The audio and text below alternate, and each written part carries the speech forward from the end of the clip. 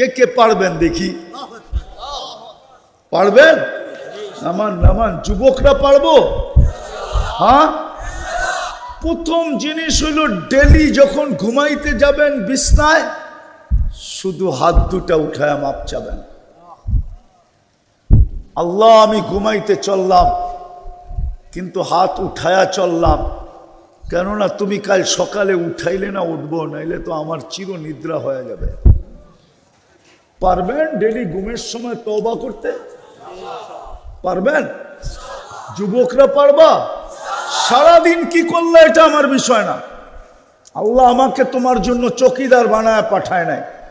কোরআনই বলে লাস্তা আলাইহিম বিমুসাইতির, আপনাকে দারোগা বানায় পাঠাই নাই, আমাকে তোমার জন্য চকিদার বানায় পাঠায় নাই।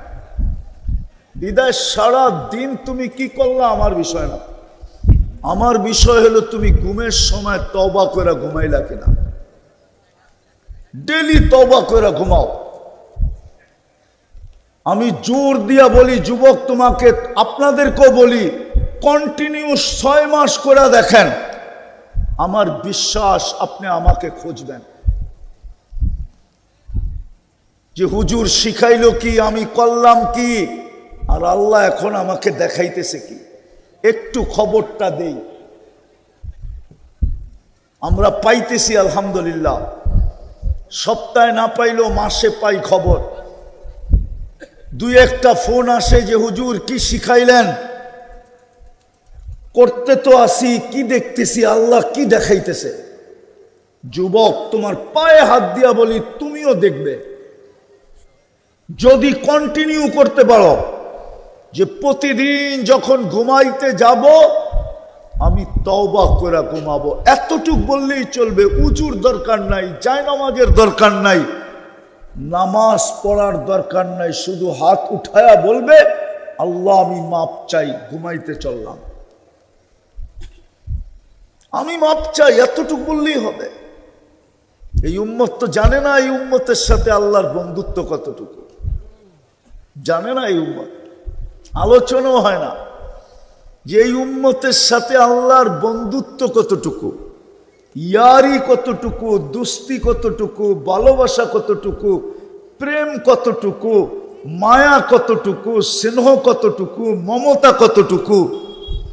নাইলে আপনি একটা কথা বিশ্বাস বুঝলে বলি, সারা দুনিয়ার নিয়ম হইল আসামিকে মাটির তলের থিকা হইল খুঁজা বের করো, ঠিক না? হ্যাঁ হ্যাঁ, সত্য তো না মিথ্যা?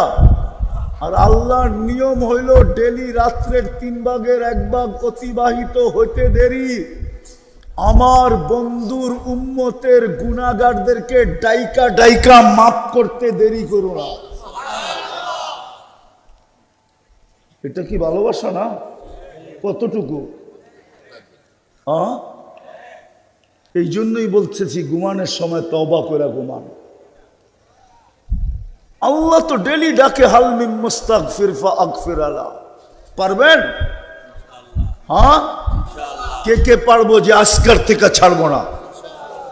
পাক্কা ওয়াদা? নামান। দ্বিতীয় আর একটা কাজ করেন, আজকের থেকে অঙ্গীকার করো যুবক, আমি আর কোনোদিন নামাজের সাথে আপোষ করব না না না না। আজকের থেকে নামাজ ছাড়ব না। সামনের ওয়াক্ত এশার ওয়াক্ত থেকে আর নামাজ কোনো অবস্থায় ছাড়ব না না না না। আর আল্লাহর হুকুম মানা ব্যতীত এই জীবনটা গড়বে না। দাবি কিন্তু জীবনটা গড়া। দাবি কি? জীবনটা গড়া যেতে হবে। আর গড়া গেলেই আমি মূল্য পাব, আমি মূল্যায়িত হব, দামি হব। কিন্তু আমি এটাও জানি শয়তান করতে দিবে না, না মনোযোগ দিয়া শুনতে দিবে, না পরিবেশটাকে নীরব রাখতে দিবে। শয়তান চাবে যেন হইহুল্লা হয়, শয়তান চাবে পরিবেশটা যেন নীরব না থাকে, আমাদের যেন শোনায় মনোযোগ না হয়। এটি শয়তান চাবে, শয়তান এটিই চাবে। বিদায় আজকে হারলে চলবে না, জিততে হবে। আবারও বলতেছি, আওয়াজ হলে আমি কথা বলতে পারবো না। এই জন্য খুব আওয়াজহীন, গেটের বাহিরের আওয়াজও যেন ভিতরে না আসে। ওলামায়ে কেরাম হয়তো রাগ হয়ে যাবে, ঠিক না? না না না, আল্লাহর হুকুম, ফাস্তামিউ ওয়া আনসিতু, এটা আল্লাহর হুকুম। কবরবাসীর জন্য করতেছেন তো, ঠিক না? ওনাদের তো কিছু পাইতে হবে আজকে, ঠিক না? নইলে আয়োজন করে লাভটা কি? আর আপনারও অবেলা শুনতে আসছেন, আপনাদেরও তো দিলের ভিতরে কিছু লাগতে হবে, ঠিক না? নইলে আয়োজন করে লাভ কি? এই জন্য এমনকি বাচ্চাদেরকে পর্যন্ত শয়তান রূপ ধরতে সময় লাগে না। ও হুজুরের বেশও আসতে পারে, শুধু শয়তান একজনের রূপ ধরতে পারে না।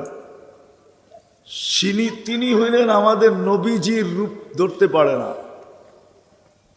মুহাম্মদুর রাসূলুল্লাহর রূপ ধরা ওর জন্য সম্ভব না। আর যে কেউ যেই কোনো মানুষের রূপ ধরতে পারে। বিদায় আপনাদের কাছে আমার হাত জোর অনুরোধ, এমনকি ভলান্টিয়ারদের কাছেও, কাউকে আপনাদের বসাইতে হবে না। কেউ দাঁড়ায়া শুনবে, দাঁড়ায়া শুনুক। শৃঙ্খলা আপনাদের কইরা হই উঠলা করার কোনো প্রয়োজন নাই। কি শুনবেন? এইভাবে শুনবেন, কথা শুরু করব। হ্যাঁ,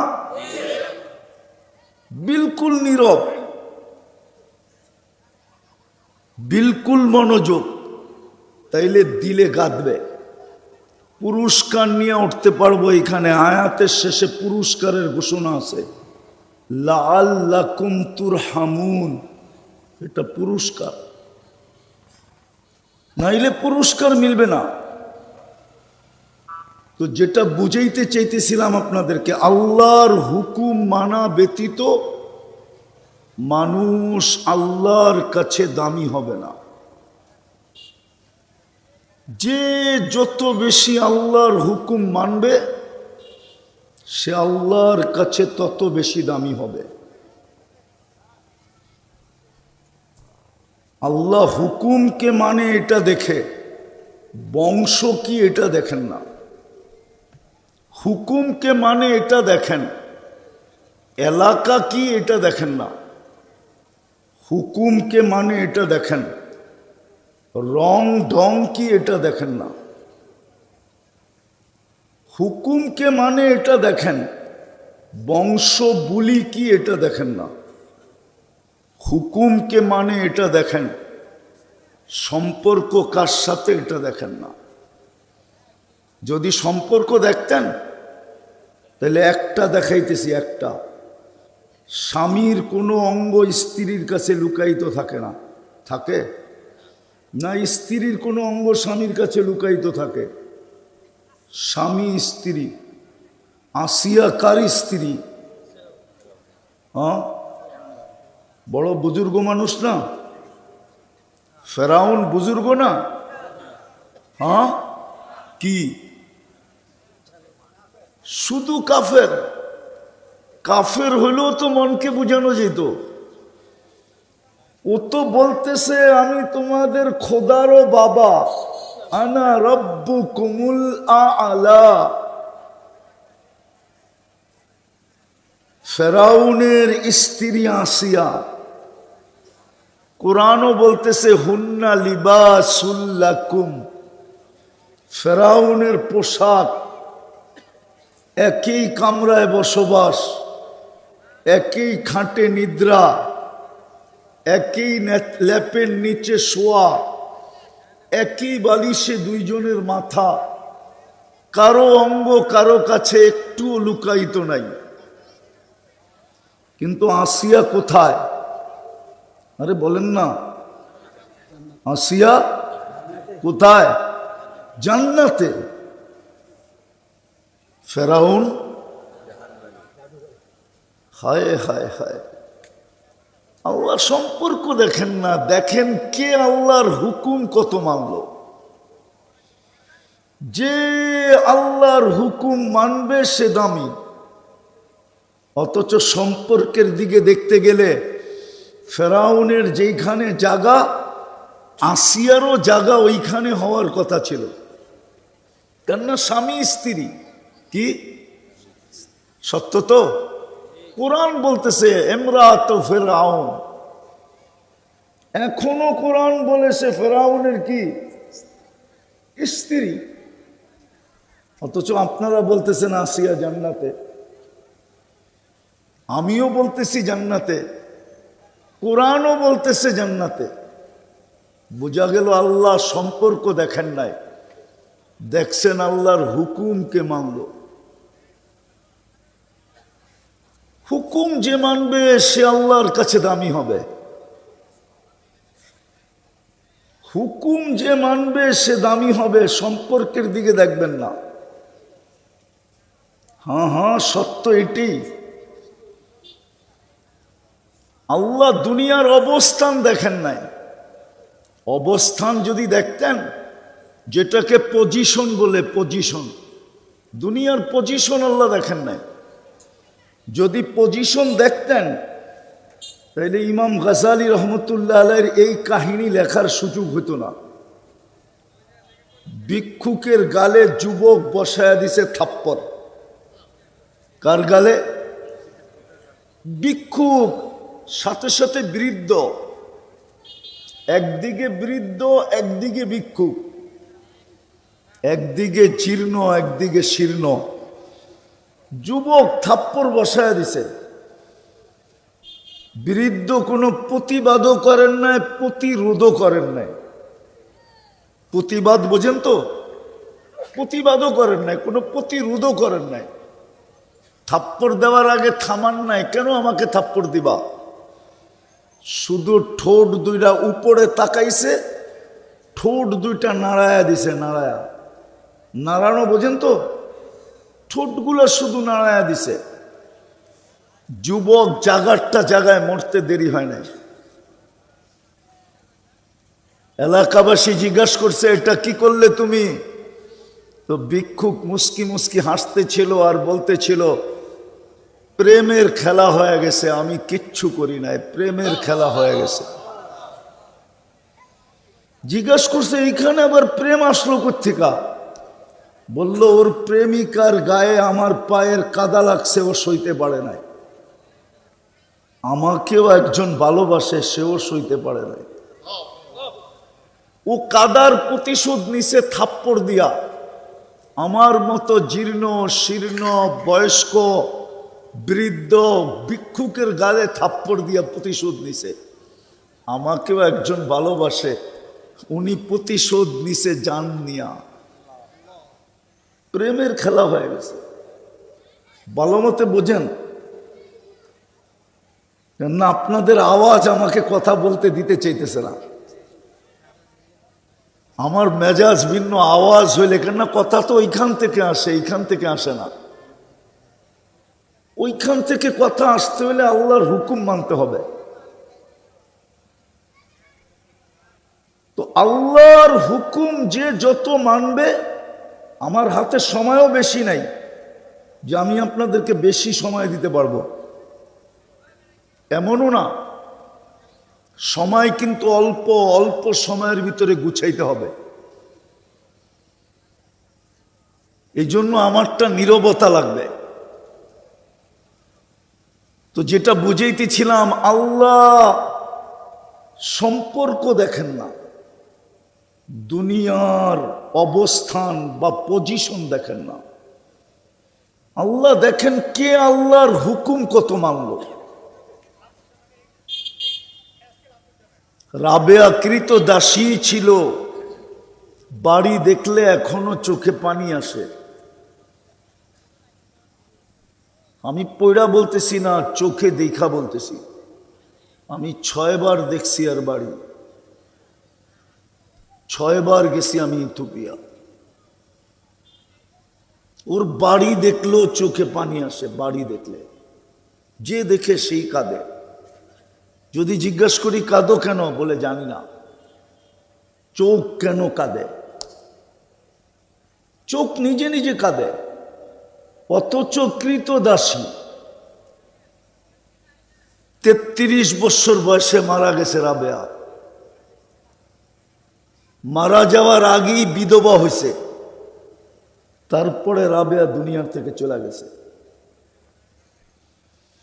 ইথিওপিয়ার কালো দেখেন না আল্লাহ, যে এটা মানুষটা কালো। সামাজিক দুনিয়ার অবস্থান কৃতদাসী, যার নিচে কোনো দুনিয়ায় অবস্থান নাই, কৃতদাসী। আল্লাহ দেখছে হুকুমকে কতটুকু মানে। যুবকও যদি হুকুম মানে, যুবক, তাইলে আল্লাহর কাছে এতটুক দামি হইতে পারে যে সেজদায় যাবে। আমি হাদিস দিতেছি, সেজদায় যাবে, সেজদায় যাবে। আর আল্লাহ ফেরেশতাদেরকে ডাইকা জিজ্ঞাসা করবে, উনদুর ইলা হাদা শাব, এই যুবকের দিকে তাকা, কি করে? তো ফেরেশতা জবাব দিবে, জাআলা আজলাহু ওয়া মাজালাহু লি আজলিক। সব কিছু গুটায়া লজ্জাপতির মতো গুটায়া আপনার কুদরতি পায়ে মাথা রেখা দিছে। আল্লাহ প্রতি উত্তরে বলেন, ইন্নী উবাহি বিহিল মালাইকা, তোমাদের কথা যদি সত্য হয় তাইলে এই যুবক আমার কাছে তোমাদের চেয়েও দামি, এবং তোমাদের উপরে আমি একে নিয়ে গৌরব করি। যুবকও যদি আল্লাহর হুকুম মানে, সমাজের যেই ব্যক্তি মানুক না কেন, বললাম না দুনিয়ায় পজিশন যেমনই হোক, বাদশাও যদি আল্লাহর হুকুম মানে, রাজা, হায় হায়, রাজাও যদি আল্লাহর হুকুম মানে, রাজা, তো 46 বছর পরেও যদি কবর খোলে তো লাশ দেখা যায় যেমনটা তেমনই রাখা আছে। সুলতান মাহমুদ গজনবী, যে আমাদের দেশকেও শাসন করছেন, 17 বারের সময় ভারত স্বাধীন করছেন উনি। আমাদের এই দেশটাও ওনার পায়ের নিচে ছিল। 46 বছর পরে লাশ খুলছে, কবর খুলছে। মনে হয়েছে এই মাত্র ঘুমাইল। হাত দুইটা এরকম বুকের উপরে বাঁধা ছিল। যেই ফ্রান্সিসি ইঞ্জিনিয়ার ওনার কবর খুলছে, ও লাশ দেখে একটা চিৎকার দিয়া বেহুশ হয়ে গেছে। হুশে আইসা মুসলমান হয়ে গেছে। রাজাও যদি আল্লাহর হুকুম মানে, রাজা, আমি ফকির দেখাইলাম।